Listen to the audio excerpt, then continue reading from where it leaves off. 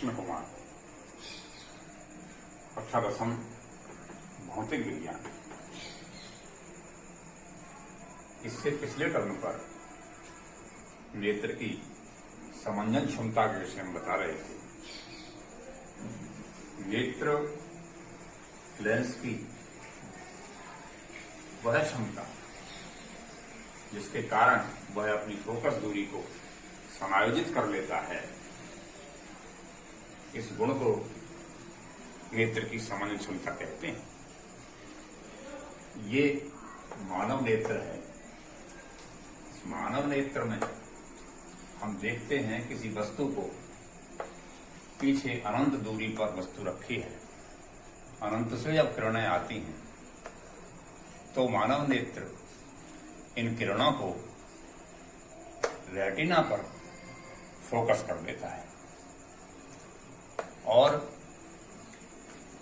दूसरी स्थिति, हम वस्तु को जैसे जैसे नेत्र के पास लाते हैं, एक स्थिति ऐसी आती है कि हमें दिखाई देना बंद हो जाता है। तो दो स्थितियां आपके सामने, एक वस्तु दूरी पर है जिसे आप स्पष्ट पढ़ सकते हैं, देख सकते हैं, उससे और अधिक दूर कर दी जाए तो नेत्र उसे स्पष्ट नहीं पढ़ सकता। एक वस्तु निकट रखी है, उसे आप स्पष्ट पढ़ सकते हैं, उसे और निकट लाया जाए तो उसे स्पष्ट नहीं पढ़ सकते। तो यहां पर दो बिंदुओं, एक तो दूर बिंदु, एक दूर बिंदु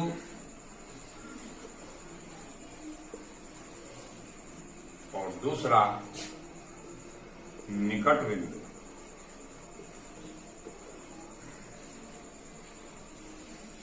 अब दूर बिंदु क्या है?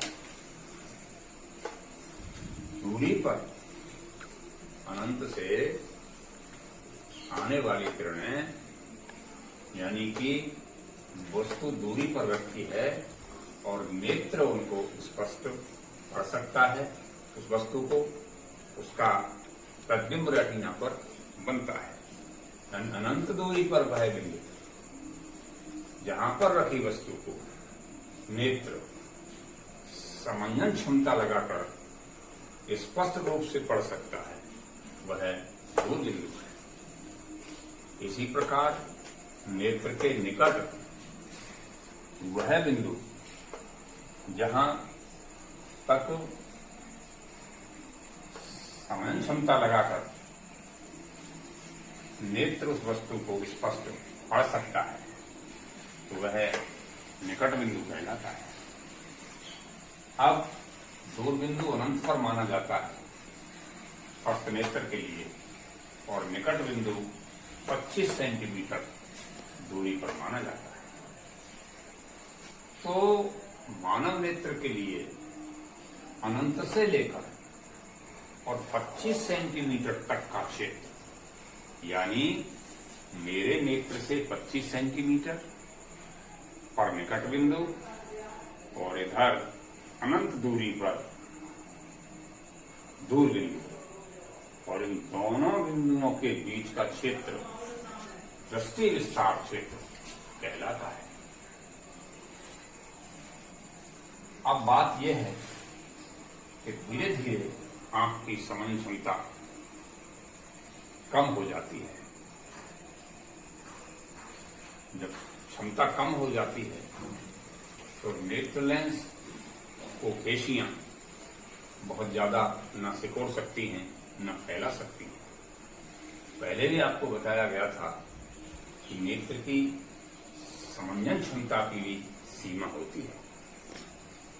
अब मान लीजिए कोई वस्तु दूरी पर रखी है, अनंत पर रखी है, और उसको दोष होने के कारण मानव नेत्र का जो नेत्र लेंस है उन किरणों को फोकस रेटिना पर नहीं कर पा रहा है। तो इस प्रकार का दोष निकट दृष्टि दोष कहलाता है। निकट दृष्टि दोष में क्या होता है कि आंख का जो निकट बिंदु है, जो 25 सेंटीमीटर का होता है, वह नेत्र के और निकट आ जाता है और इधर प्रतिबिंब रेटिना के पहले बन जाता है। तो याद करने के लिए निकट दृष्टि दोष में निकट बिंदु और निकट आ जाएगा, इधर भी प्रतिबिंब रेटिना से पहले ही बन जाएगा। तो यह निकट दृष्टि दोष कहलाएगा। निकट दृष्टि दोष में परिभाषा क्या होगी कि इसमें निकट की वस्तु तो स्पष्ट दिखाई देती है, किंतु दूर की वस्तु स्पष्ट दिखाई नहीं देती। ये निकट दृष्टि दोष है। इस दोष के निवारण के लिए क्या करते हैं, नेत्र लेंस और वस्तु के बीच में अवतल लेंस का प्रयोग करते हैं। किरणों को थोड़ी फैला देता है और फैला करके उन्हें पुनः रेटिना पर फोकसिंग कर देता है। इस दोष के कारण क्या हो सकते हैं? एक तो ये हो सकता है कि नेत्र लेंस की जो वक्रता है उसका बढ़ जाना।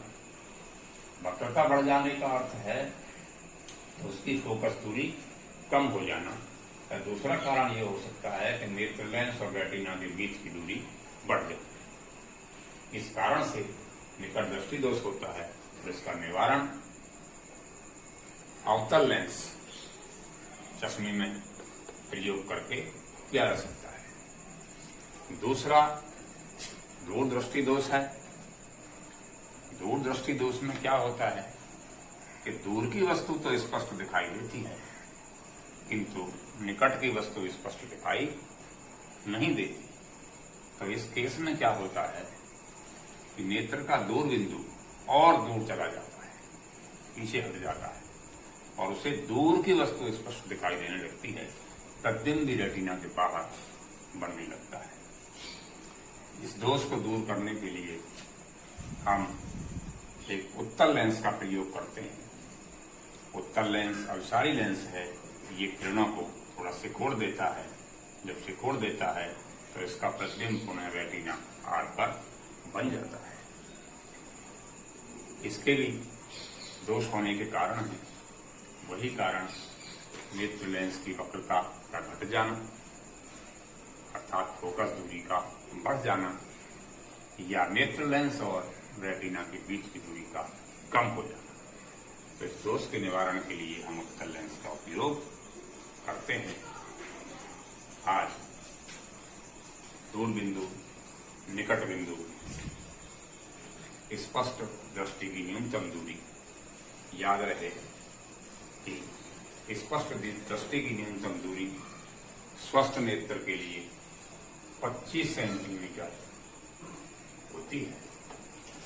दृष्टि विस्तार क्षेत्र, निकट दृष्टि दोष, दूर दृष्टि दोष, इनके कारण और निवारण इसका अध्ययन करें।